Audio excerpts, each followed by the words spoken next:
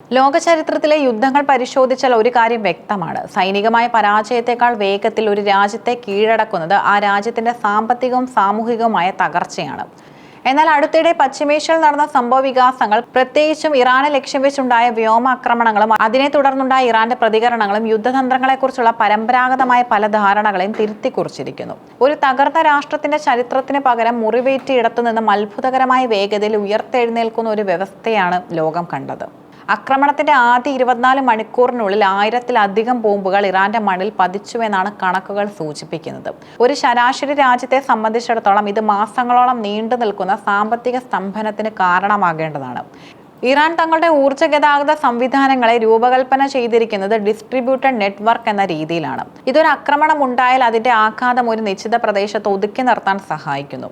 ഇറാനിലെ വ്യവസായ കേന്ദ്രങ്ങളെയും തുറമുഖങ്ങളെയും ബന്ധിപ്പിക്കുന്ന പല റെയിൽവേ പാലങ്ങളും ആക്രമണത്തിൽ തകർന്നു.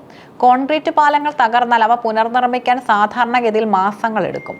എന്നാൽ ഇവിടെയാണ് ഇറാന്റെ എഞ്ചിനീയറിംഗ് ടീമുകൾ ലോകത്തെ ഞെട്ടിച്ചത്. മുൻകൂട്ടി നിർമ്മിച്ച പാലത്തിന്റെ ഭാഗങ്ങൾ തന്ത്രപ്രധാനമായ ഇടങ്ങളിൽ അവർ ശേഖരിച്ചു വെച്ചിരുന്നു. ആക്രമണം കഴിഞ്ഞ് പുകയടങ്ങുന്നതിന് മുമ്പ് തന്നെ എഞ്ചിനീയറിംഗ് വിഭാഗം രംഗത്തിറങ്ങുകയും കേവലം 40 മണിക്കൂറിനുള്ളിൽ പ്രധാന പാതകൾ ഗതാഗതയോഗ്യമാക്കുകയും ചെയ്തു. യുദ്ധം നടക്കുമ്പോൾ തന്നെ ട്രെയിനുകൾ ഓടിത്തുടങ്ങി എന്നത് ശത്രുരാജ്യങ്ങളുടെ കണക്കുകൂട്ടലുകളെ തെറ്റിച്ചു.